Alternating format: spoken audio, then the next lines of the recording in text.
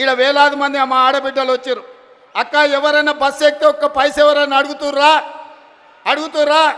ఇవాళ ఈ తెలంగాణ రాష్ట్రంలో 1,10,00,000 మంది ఆడబిడ్డలు 3,700 కోట్ల రూపాయలు 11 నెలల మా పొన్నం ప్రభాకర్ గారి మంత్రివర్గంలో ఆడబిడ్డలకు ఉచిత బస్సు ప్రయాణానికి ఖర్చు పెట్టి ఈరోజు మా ఆడబిడ్డలు స్వేచ్ఛగా ఇంటైన పనికి వచ్చే లోప అమ్మగారింటికి పోయి అమ్మని చూసి వెనక్కి వచ్చేటంత వెసులుబాటు ఈరోజు మన ప్రభుత్వంలో వచ్చింది. ఇవాళ అట్లా అదే కాదు, రూపాయి కూడబెడితే మోడీ వచ్చి ఎత్తుకపోతున్నాడు. 12 నూరులు సిలిండర్ అయింది.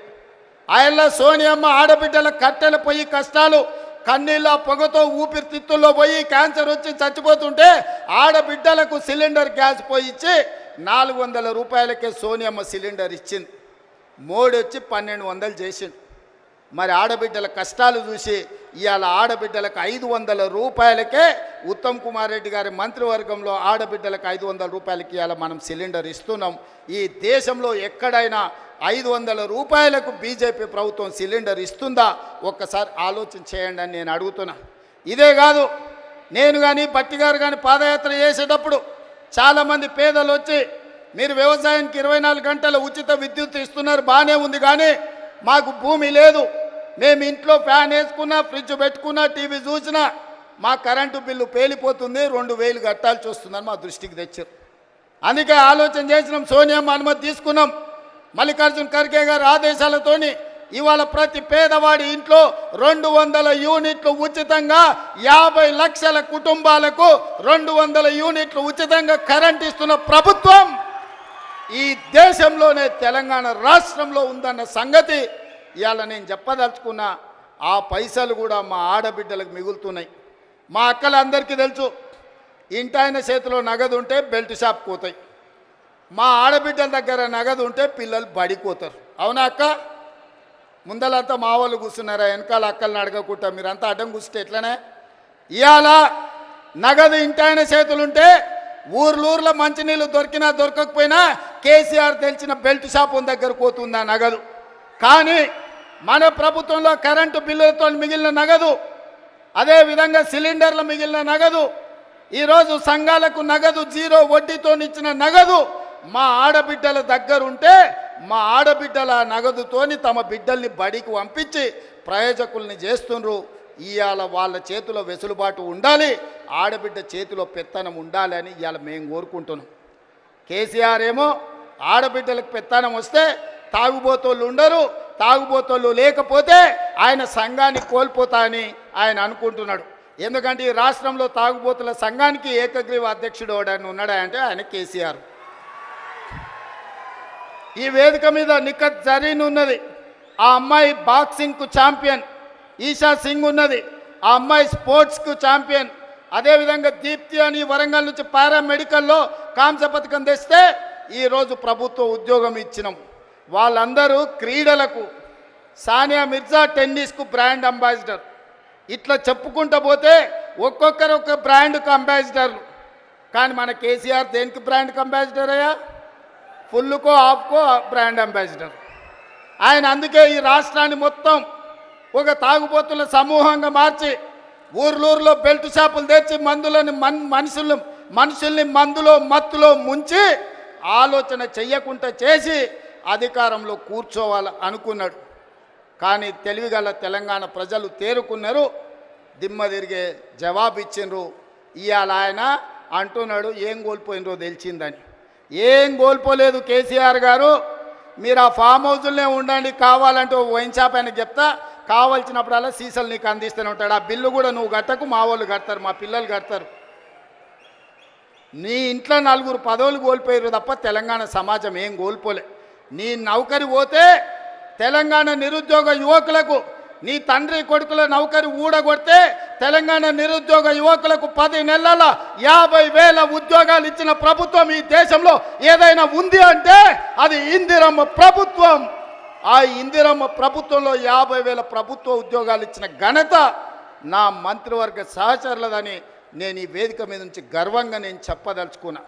అదేవిధంగా ఇవాళ నీ కొడుకు నీది నౌకరి ఊడగొడితే ఇవాళ 23 లక్షల రైతు కుటుంబాలకు 25 రోజుల్లో మా బట్టి గారి చేతుల మీద 18,000 కోట్ల రూపాయల రైతు రుణమాఫీ చేసిన రాష్ట్రం ఈ దేశంలో ఉందంటే అది నా తెలంగాణ, నా ప్రభుత్వం, నా సహచర మంత్రివర్గ సభ్యుల సహకారంతో రైతులకు ఈరోజు 18,000 కోట్ల రూపాయల రుణమాఫీ చేసినాం. ఇంకా కొంతమందికి రావాలి, నాకు తెలుసు. అక్కడక్కడ ఇంకా కొంతమందికి తప్పులతోనో ఖాతాల నెంబర్లు సరిగ్గా లేకనో చిన్న చిన్న కారణాల చేత ఇంకా కొంచెం బకాయి ఉంది. 100% ఈ వేదిక మీద నుంచి ఆనాడు భద్రకాళి సాక్షిగా ఈ వరంగల్ గడ్డ మీద నుంచి చెప్పిన 15 ఆగస్టు లోపల 2 లక్షల రుణమాఫీ చేస్తా అన్నా, సమ్మక్క సారలమ్మ సాక్షిగా ఆయన చెప్పిన 18,000 కోట్ల రూపాయలు భద్రకాళి సాక్షిగా, సమ్మక్క సారలక్క సాక్షిగా 15 ఆగస్టు లోపల రైతుల ఖాతాలు వేసిన. ఇవాళ కూడా నేను మాట ఇస్తున్నా, ఈ వరంగల్ గడ్డ మీద నుంచి మాట ఇస్తే తల తెగిపడ్డా మడమ తిప్పకుండా ముందు నిలబడే లక్షణమున్న కాంగ్రెస్ పార్టీ కార్యకర్తను అందరి రైతులకు రుణమాఫీ చేసే బాధ్యత నాది. మీ ఖాతాలు సవరించుకోండి, మీ ఖాతాలలో ఉన్న తప్పులను సరిదిద్దుకోండి. మీ అందరికీ రుణమాఫీ చేసే బాధ్యత మా ప్రభుత్వం తీసుకుంటుంది.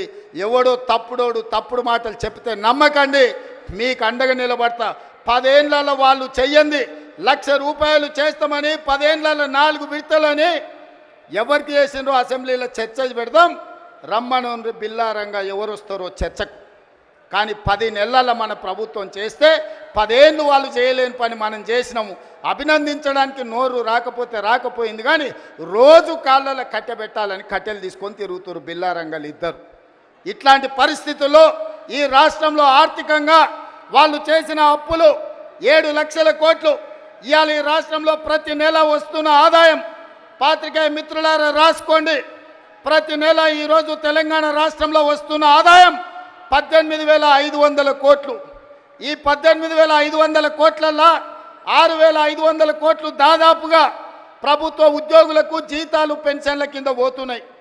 ఇంకొక 6,500 కోట్లు కేసీఆర్ చేసిన 7 లక్షల కోట్లకు అప్పు మిత్తి కింద కట్టడానికి పోతున్నాయి.